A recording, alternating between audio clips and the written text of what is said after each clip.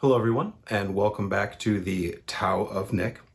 My name is Nick Campbell, and it's a pleasure to have you all here.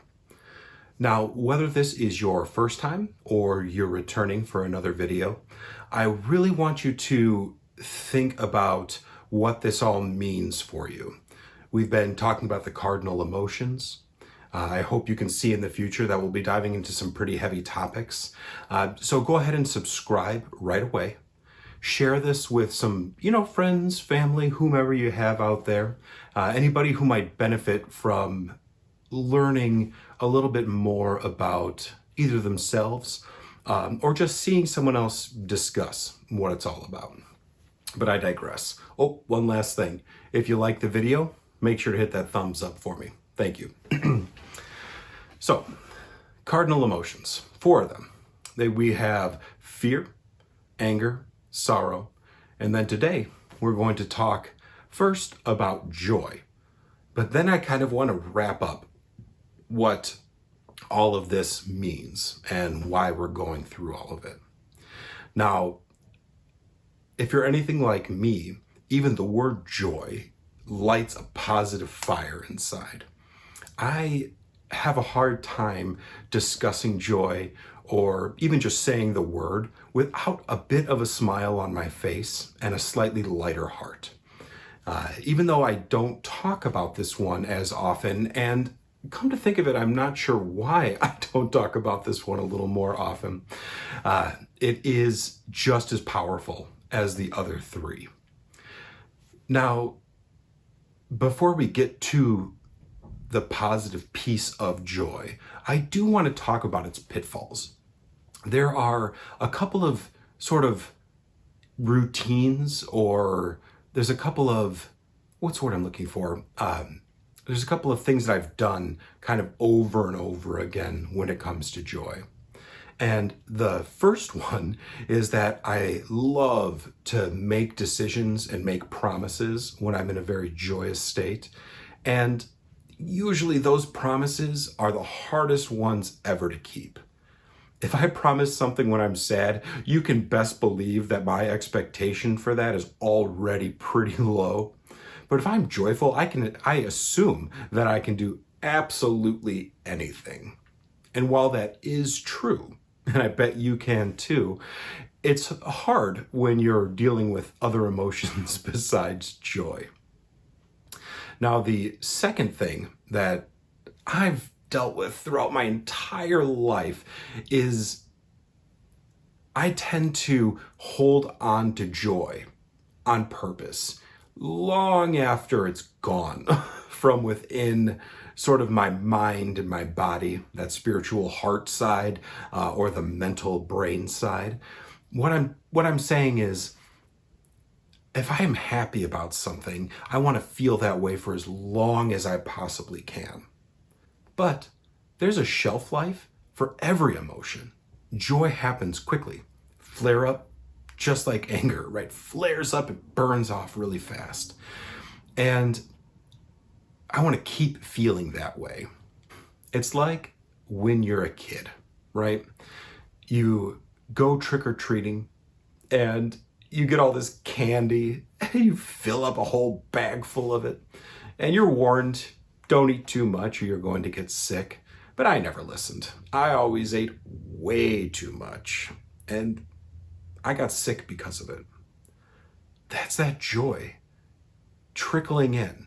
The joy is not eating the candy. The joy was getting ready for the night. The joy was picking out your costume weeks ahead of time, or days or moments ahead of time, doesn't matter. The joy was wearing that costume and going out with your family, with your friends, whatever, and gathering up and gathering up and gathering up. The reward might seem like the candy, but the reward is in that journey. Now, we want to hold on to that joy in that journey. So for me, I would eat as much candy as I possibly could. I mean, I would eat until I was sweating, basically. I would eat until after my stomach started to hurt, and I suffered for it every single year, every single time. Even as an adult, I will admit, I will go buy candy of any kind. Reese's Peanut Butter Cups are my very favorite. But if I buy more than just the 2-pack, you had better believe that I can eat an entire bag of Reese's Peanut Butter Cups and suffer the same way I did when I was a kid.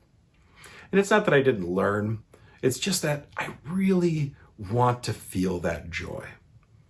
Because I can promise what I'm looking for in that moment is not a bag of candy. I know what it does to me. I'm an adult now. I'm 35 years old.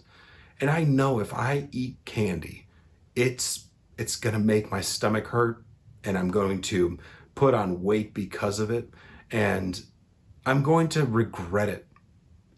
Probably in the moment, but definitely the next day for sure. But why do we do that? Why do I do that to myself over and over again? It's because I'm trying to catch that joy. So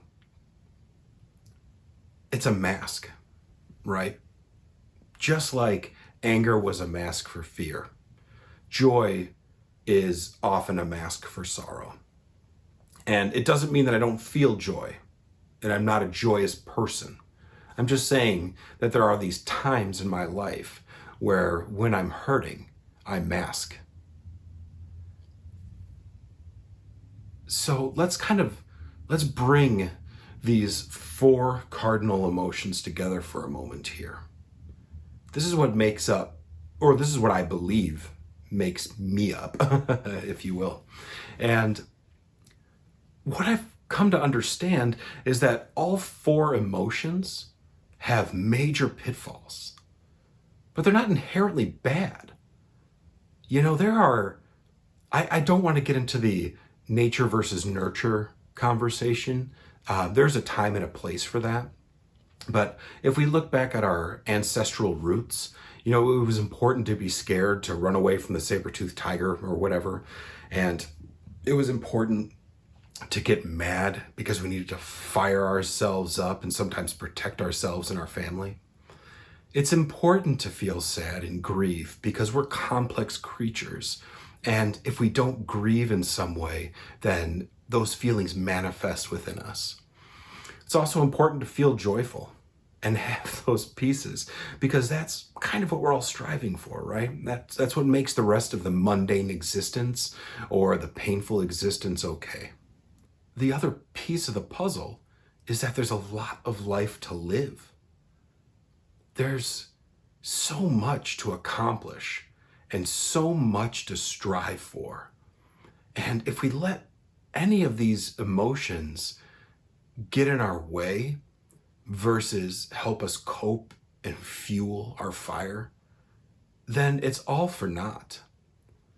I spent 35 years allowing my emotions to rule my life. And now I'm at a point where I'm not sure exactly what to do with all of this, but I know that if I have some awareness of them, I can at least understand why I'm making the actions that I'm making. And as I have those moments of clarity and understanding, that's also the moment that I move on or I move forward. So every day is the gambit. Every day I feel all 4 emotions to some degree. I'm not always in tears, and I'm not always skipping down the road, but I do feel sad every day. And I do feel mad every day. And I get scared every day, and I find joy in something every single day. But there's so much space in between all of those. Right now, this is like a meditation. Again, I'm not trying to push meditation on anybody, but it does work for me. Mindfulness works for me. Right now, in this moment, I don't feel any type of way. Right now, my stomach isn't churning, my mind isn't racing, you know, my face isn't flush with anger, and I'm clearly not so scared that I'm cowering somewhere. So for me, I have to do things. I have to find something to face the day, to work towards. And when I do that, I find some joy, but not always. And that's okay. These are some of the things I'm most passionate about. I believe that when I find the space between emotion is when I get my work done. It's my space between overthinking whatever's going on in my life that I have the clarity to function. If you'll join me through this process, I will learn so much more. I am being selfish, and I encourage you all to be selfish too. Take care of number one first, and we'll get into that very, very soon. But please tell me what you think I might do better so I can learn. And I will share with you my journey. Well, again, my name is Nick Campbell. Welcome truly to the Tao of Nick. And if no one else in your life is out there to say this, I'm here to tell you that I bet you can.